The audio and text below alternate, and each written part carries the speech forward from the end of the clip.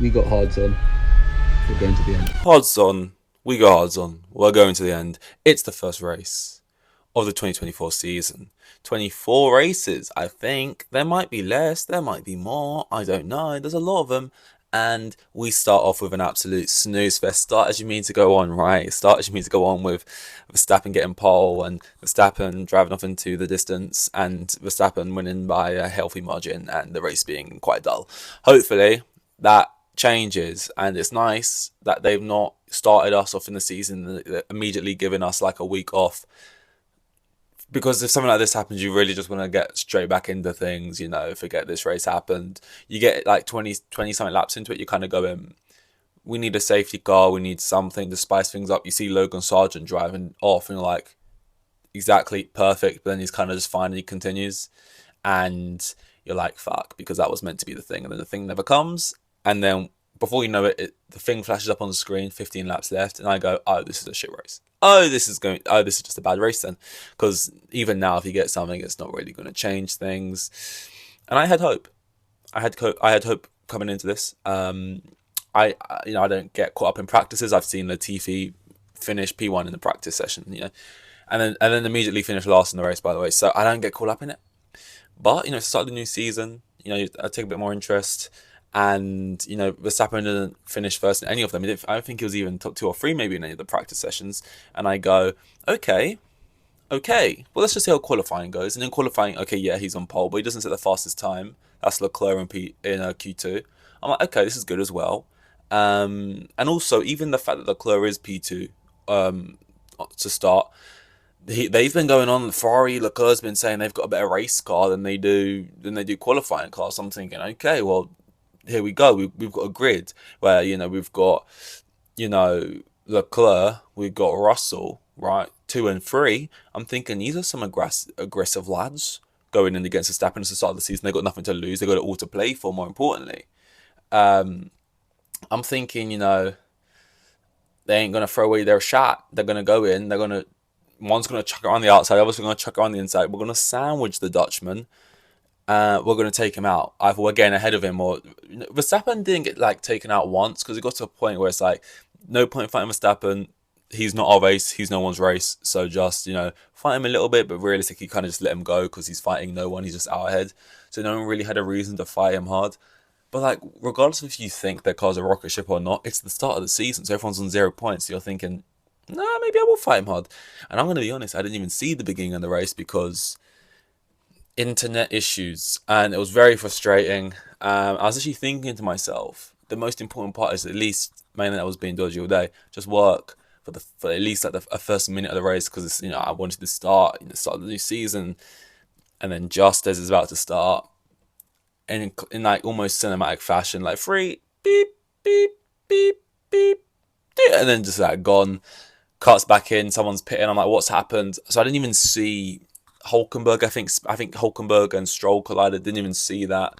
Very frustrating. And yeah, I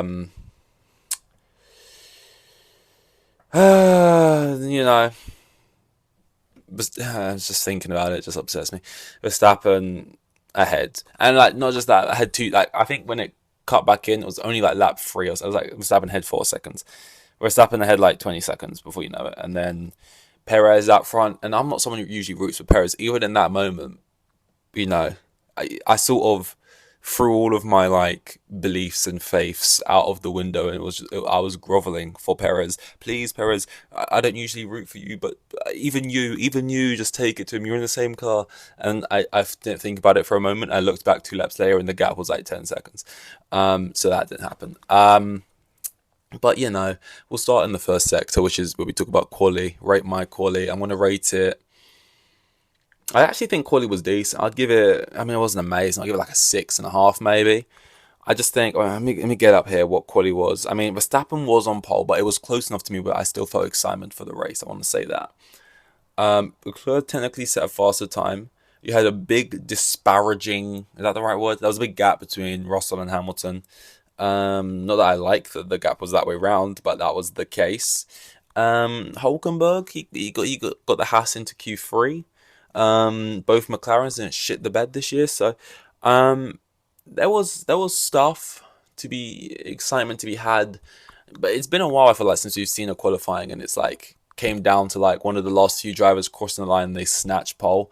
Feels like we haven't seen pole be snatching pole. Sounds like a real win. I haven't seen that happen in a while though, where like someone snatches it. It's kind of like Verstappen just sets the pole time pretty early on, and then no one can beat it. That's kind of just seems to be how it goes. And maybe I'm just remembering that wrong, but that's how it's been etched into my brain. So I'll give quite like a 6.5. Moving into the race rundown, Sector 2. This is where we get into the meat and potatoes before we get into Sector 3, which is soft, medium, hardholds, which was hard to pick from in this race because I tried to take the meme hat off, when we get to that part. And I'm not going to try and give the soft, medium, hardhold to someone who was entertaining over the weekend or said a fun radio or this. I'm trying to keep it purely race related. And from races like this, it makes it hard. I kind of want to just null and void the whole thing, but the race rundown is where the meat and potatoes are, and honestly, the meat and potatoes on this play are particularly shite because, like I've been saying, the race wasn't great. So it starts off how it starts off. I didn't even see Leclerc and Russell. I was thinking these are two mischievous lads. These are two sort of Mario Kart, Bullet Bill type drivers who, similar to Perez in Mexico, fuck it type thing. Why not? You get this chance once. Because very similarly, you get this chance once. Across the season, you probably get the chance to be on the same, amount of points as Verstappen once at the moment. So go for it. And I didn't see the beginning, which is annoying, but I saw that Verstappen exits the corners and he isn't, facing the other direction, which, that upsets me because I would have liked that. If I haven't seen Verstappen be taken out or spin or just, he spins, but it's never deep, just in a wall. Not in a wall, that sounds aggressive. That's a little bit too harsh. Like he might get hurt, but you know what I mean? Just like out of the race, or just have to come in and do a pit and then at least have to drive through the field or whatever. So that was that. He was miles ahead. It was fairly boring. Like it got to a point where one of the more interesting, the most interested I was, the first time I thought, oh, that's something I'll talk about because I've got nothing else to, was when Crofty nearly died on commentary. Crofty's saying something and he's like, sorry, 1 minute. And he just doesn't say anything. And then whoever speaks with him, I can never remember, is kind of, they don't make a little joke about it. It's okay, pat him on the back. Oh, Crofty's having a moment. He just kind of keeps speaking. And then he keeps leaving. He keeps asking him questions as well. He keeps going, Crofty clearly is standing away from the mic, whatever, just dying and not saying anything. But yeah, he keeps asking questions oh wow, this track condition is crazy, isn't it? Because Alonso's driving fantastically. Well, do you reckon he'll catch Hamilton, won't he? And then just dead silence, and eventually he stopped asking questions, and it was just quiet. And then he comes back on the radio, and he's like, Verstappen! And it's just what happened? He swallowed a bug. He, I don't know, but that was honestly, this is bottom of the barrel stuff. This is how bad it got. Crofty's near-death experience, which most people probably didn't even notice because they had stopped paying attention by that point, was what was feeding me. This race, and maybe I'm just saying this because I just watched Dune yesterday, so it's in my mind, but this race was the race equivalent of a still suit, which is this isn't a spoiler, it's just a thing in the film, which isn't a spoiler. But the still suit is a suit which basically collects and recycles all of your bodily fluids because they're so needed, because there's so little water.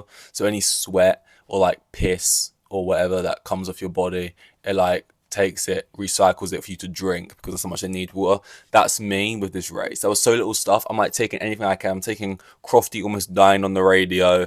I'm going to be definitely talking about that Yuki Tsunoda Daniel stuff as much as I can. I'm taking that as much as I can, and I'm recycling it and trying to push out whatever this is to rehydrate because there wasn't much going on. I mean, even that kind of simile, kind of analogy, whatever the right word is, thing is kind of false in its own sense because that's how desperate I am. What else we have? I mean, Hamilton all weekend's been pretty happy, even though he's been nothing good's really been happening for him in terms of just from qualifying on.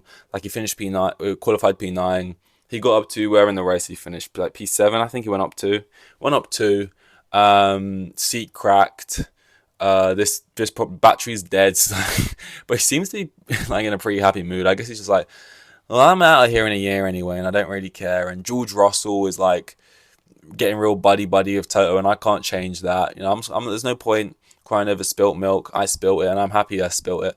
And George Russell is the new guy's, just sort of suckling the teat of Toto. And I'm fine with that. I'm just gonna go over and I'm not gonna hide it. I'm gonna go purposely stand next to Charles, and I'm gonna be speaking because he's basically my teammate the way I see it. And he's kind of happy with it. He's just sort of accepted his life this season. Good things. He's kind of got this hippie energy. Good things will happen. Bad things will happen. It's racing, man. Like, what can you do? Ferrari red. Like, it's kind of like he's been let off his leash. People say like Hamilton's this massive PR guy, and he has got a lot of PR, and that's just about him baked into him. But also, how much of that is like from just like being with Mercedes for so long? Because that's what they like. That's what they go for. That's what George Russell's meant to be, a bit of a company man. Obviously, he lets that go a couple of times when he gets angry in the car and that. You can only be so much of a company man when you're like got the race suit on, the helmet, and then you're in the car and then someone cuts you up or whatever. You're gonna let the road rage out. I don't know if "cuts you up" is the right phrase. That sounds a little bit more like M25 lingo, not like Formula One lingo, but like someone does the dirty, and then you're gonna get a bit. You can only keep it up so much. Anything else before we can just talk about what effectively happened on the last lap and then after the race, which is thank God this happened, which is that Yuki Tsunoda. Okay, not only do I think the Yuki Daniel thing is, I think Yuki's reaction. No, all I'm gonna say is I like Yuki and I like Daniel, so I'm not being biased either way. I think Yuki's reaction, especially with how long he's been in the sport now. Look, he's not been here for decades, but he's no rookie anymore, right? I think it's an overreaction. And I also think people's reaction to Daniel's comments are an overreaction. I just think it's one of these things where, like, Formula One, it's a sport where people support teams, of course, but people really, especially like maybe newer, I don't know, but I feel like people really support drivers, right? And it's one of those things. I like you until you insult my driver. And especially if like your favorite driver is someone like Yuki Tsunoda, I feel like people bat even harder for him. Daniel says Yuki is maybe acted immaturely with how he acted after the race. And all of a sudden, Daniel, who's like massively loved by people don't like Daniel now because they're like, why are you calling him immature? No way, Yuki could never. And it's like, no, but that's like kind of part of Yuki's makeup. Like, he is kind of immature. Like, we know that. That's probably part of the reason why you like him. He's this hot-headed, crazy guy. And that's probably why you kind of like him. But I get it. It's kind of like, I can call him that. No, I call him immature. I call him maybe sometimes a bit rash. Not you though. No, you can't call him that though. It's one of those kind of things. But I just think, look, Daniel's behind him. Where did they actually end up finishing? Just so you can remember how insignificant it all was anyway. And they knew that before the race ended. Just a couple laps to go. So Ricciardo finishes P13, Tsunoda P14. So Ricciardo would have been in P14, Tsunoda would have been in P13. And it's literally as simple as Ricciardo is on the better tyre.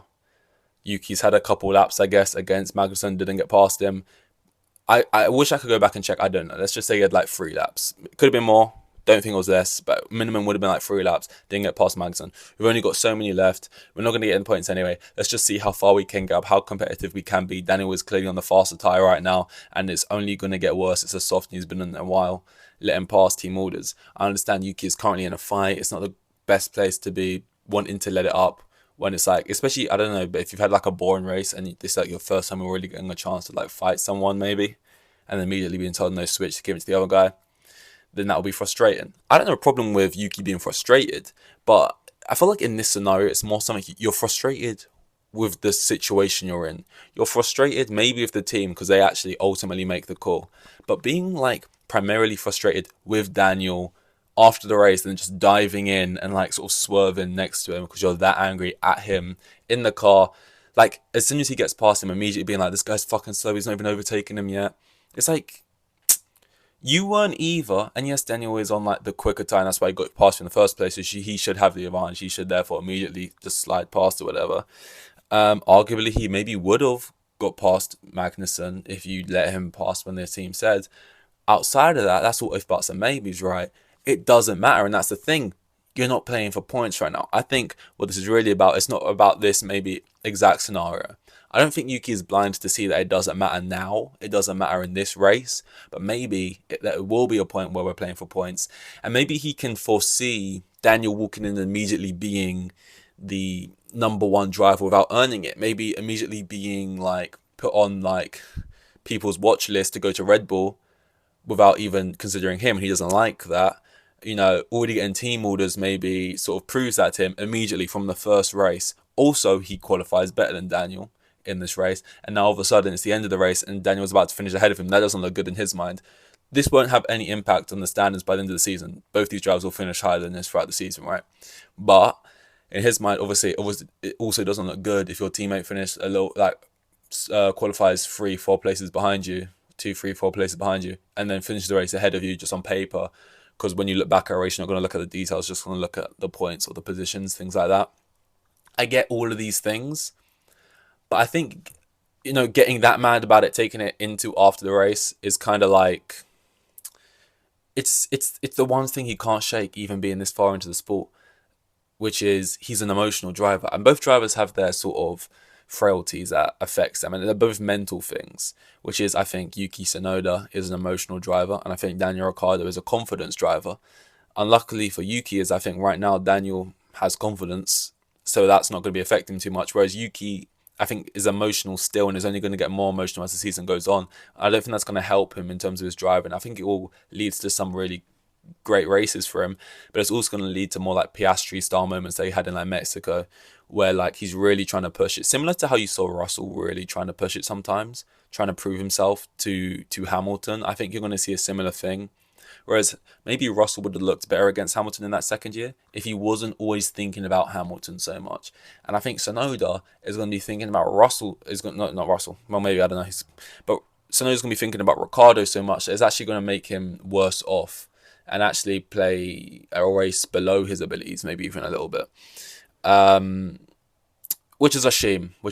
I think Daniel, you know, trying to call out Daniel for almost being almost being like unprofessional. Guy called his own teammate immature. He's trying to bite his tongue. He said he acted immaturely in this moment. Didn't say he's immature. He said before he's a fast driver and stuff. I think that's just, you know, primal fucking, what's the word? Partisan sort of fan base love for Yuki. Because Daniel was one out of all the drivers. On the radio, you say to Daniel, like, Daniel, team positions, Daniel, 3.2 the gap behind. Most drivers, shut the fuck up, let me focus, let me concentrate. Daniel didn't qualify great, finished P13.